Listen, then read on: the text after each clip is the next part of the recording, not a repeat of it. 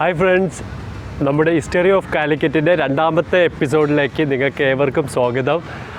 ഇന്നിപ്പോൾ ഞാനുള്ളത് നമ്മുടെ മാനാഞ്ചിറയിലാണുള്ളത്. അതായത് ശരിക്ക് കഴിഞ്ഞ ഹിസ്റ്ററിയിൽ നമ്മൾ പറഞ്ഞത് സാമൂതിരി ഭരിച്ചുകൊണ്ടിരുന്നത്, ആദ്യം ഭരിച്ചത് നമ്മുടെ കൊണ്ടോട്ടിയിലുള്ള നെടിയിരുപ്പ് എന്ന് പറഞ്ഞ സ്ഥലമായിരുന്നു. അപ്പം അത് കഴിഞ്ഞിട്ട് നമ്മുടെ ചേരമാൻ പെരുമാൾ കോഴിക്കോട്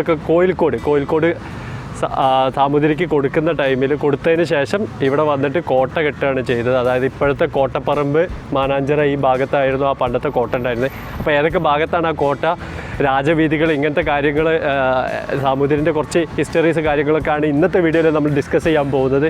അപ്പോൾ എന്തായാലും കൂടുതൽ വലിച്ചു നീട്ടുന്നില്ല. അപ്പോൾ നിങ്ങളെല്ലാവരും നമ്മുടെ ചാനൽ ഇതുവരെ സബ്സ്ക്രൈബ് ചെയ്തിട്ടില്ലാത്തതിൻ്റെ ഇപ്പോൾ തന്നെ സബ്സ്ക്രൈബ് ചെയ്യണം. തൊട്ടടുത്തുള്ള ബെല്ലൈക്കൺ കൂടി ക്ലിക്ക് ചെയ്താൽ മാത്രമേ ഞാൻ എപ്പോൾ വീഡിയോ അപ്ലോഡ് ചെയ്താലും നിങ്ങൾക്ക് നോട്ടിഫിക്കേഷനായി കിട്ടുള്ളൂ. അപ്പോൾ എന്തായാലും കൂടുതൽ പറയുന്നില്ല, ഇനി നമുക്ക് ഇന്നത്തെ വീഡിയോയിലേക്ക് കടക്കാം.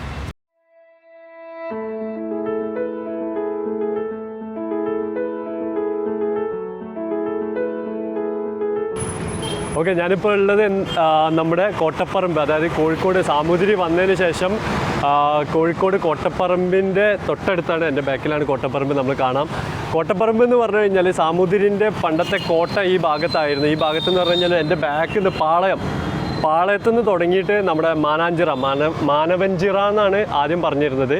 ഇപ്പോഴത്തെ മാനാഞ്ചിറ വരെ ആയിരുന്നു സാമൂതിരിയുടെ കോട്ട ഉണ്ടായിരുന്നത്. അപ്പം ഇതിൻ്റെ അകത്തെന്ന് പറഞ്ഞു കഴിഞ്ഞാൽ വെടിമരുന്നറ, അതേപോലെ തന്നെ ഉദ്യാനങ്ങൾ, പിന്നെ കുറേ കുളങ്ങൾ, ഇതൊക്കെ കൂടി ചേർന്നതായിരുന്നു പണ്ടത്തെ നമ്മുടെ സാമൂതിരി കോവിലകം. അതായത് ഇപ്പോഴത്തെ കോട്ടപ്പറമ്പ്, ഇപ്പോൾ പേര് തന്നെ കേട്ടാൽ നമുക്ക് മനസ്സിലാവും, സ്ത്രീകളും കുട്ടികളെയും ഹോസ്പിറ്റലാണ് കോട്ടപ്പറമ്പായിട്ട് മാറിയത്. കോട്ടപ്പറമ്പ് ആദ്യം കോട്ട തന്നെ ആയിരുന്നു. ഈ ഭാഗം മൊത്തം, എൻ്റെ ഈ സൈഡിൽ കാണുന്ന മൊത്തം കോട്ട തന്നെ ആയിരുന്നു. അപ്പോൾ എന്തായാലും ഇവിടെ നിന്നാണ് നമ്മൾ ഈ രണ്ടാമത്തെ എപ്പിസോഡ് ഇന്ന് സ്റ്റാർട്ട് ചെയ്യുന്നത്.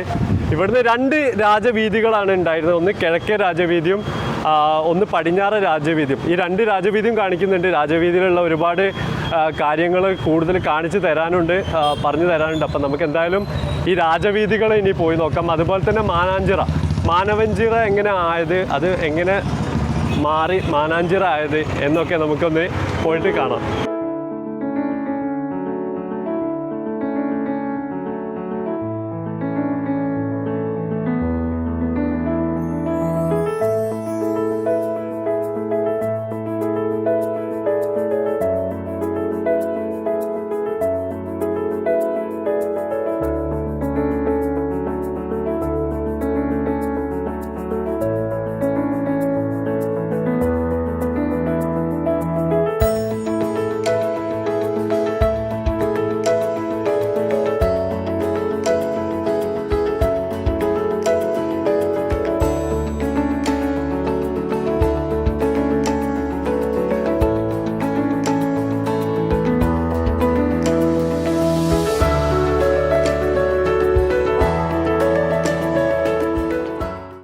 ഞാൻ നിങ്ങൾക്ക് മാനാഞ്ചിറിനെ കുറിച്ച് കൂടുതലൊന്നും പറഞ്ഞു തരേണ്ട ആവശ്യമില്ല, കാരണം നിങ്ങൾ ഒരുപാട് വീഡിയോസ് മാനാഞ്ചിറിനെ കുറിച്ചുള്ള വീഡിയോസ് കണ്ടിട്ടുണ്ടാവും.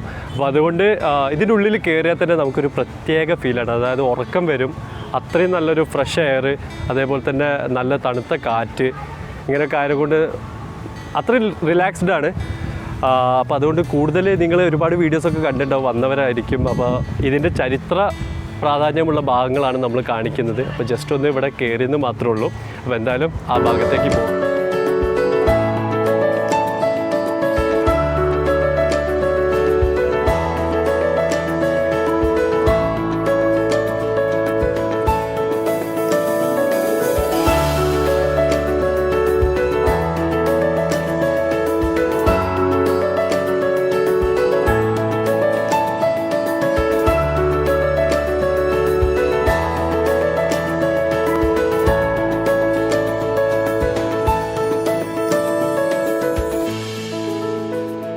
അപ്പോൾ ഞാനിപ്പോൾ നിൽക്കുന്നത് മാനവവിക്രമൻചിറയിലാണ്. മാനവവിക്രമൻചിറ എന്ന് പറഞ്ഞു കഴിഞ്ഞാൽ നിങ്ങൾക്ക് എല്ലാവർക്കും അറിയില്ല, മാനാഞ്ചിറ ഇപ്പോഴത്തെ നമ്മുടെ മാനാഞ്ചിറയിലാണ്. അതായത് നമ്മുടെ ശരിക്കും സാമൂതിരി കോവിലകം സ്റ്റാർട്ട് ചെയ്യുന്നത് മാനാഞ്ചിറയിൽ നിന്നാണ്. മാനാഞ്ചിറയിൽ നിന്ന് നേരെ പാളയം വരെയാണ്, അത്രയും നീണ്ടു കിടക്കുന്നതായിരുന്നു അപ്പോഴും നമ്മുടെ സാമൂതിരി കോട്ടൻ്റെ കുറച്ച് ഭാഗം എന്ന് പറയാൻ പറ്റുന്ന ഭാഗം, ബാക്കിയുള്ള ഒരു ഭാഗം എന്ന് പറഞ്ഞു കഴിഞ്ഞാൽ അത് മാനാഞ്ചിറ തന്നെയാണ്. കാര്യം ഇതിൻ്റെ ഓരോ സ്റ്റെപ്പും ഒരു 800 വർഷം പഴക്കമുള്ളതാണ്. ഈ കല്ലുകൾക്ക് പോലും ഓരോ കഥകൾ പറയാനുണ്ട്. അപ്പം ഇതിപ്പം മാനാഞ്ചിറ എന്ന് പറഞ്ഞു കഴിഞ്ഞാൽ എല്ലാവർക്കും അറിയാം. നമ്മളെല്ലാവരും കോഴിക്കോട് ടൗണിൽ വന്ന് ഈ ചൂടൊക്കെ കൊണ്ട് നിൽക്കുന്ന ടൈമിൽ ഒരു റിലാക്സ്, ബീച്ചുണ്ട്, അതേപോലെ തന്നെ നമ്മുടെ പാർക്ക്, ഇവിടെ വന്ന് റിലാക്സ് ചെയ്യലാണ്. നല്ലൊരു എല്ലാവർക്കും തണുപ്പൊക്കെ കിട്ടുന്നവർ, കുറേ മരങ്ങളൊക്കെ ഉള്ള ഒരു പാർക്കായിട്ടാണ് ഇപ്പം മാനാഞ്ചിറ ഉള്ളത്. അതുപോലെ തന്നെ നമ്മുടെ സാമൂതിരിയുടെ പേരെന്ന് പറഞ്ഞു കഴിഞ്ഞാൽ മാനവവിക്രമൻ എന്ന് നിങ്ങൾക്ക് എല്ലാവർക്കും അറിയാം. അപ്പോൾ മാനാഞ്ചിറ എന്നുള്ള പേര് വന്നത് അങ്ങനെയാണ്. മാനവവിക്രമൻ ചിറ എന്നായിരുന്നു ആദ്യം, അത് ലോപിച്ചിട്ടാണ് മാനാഞ്ചിറ എന്ന് വന്നത്.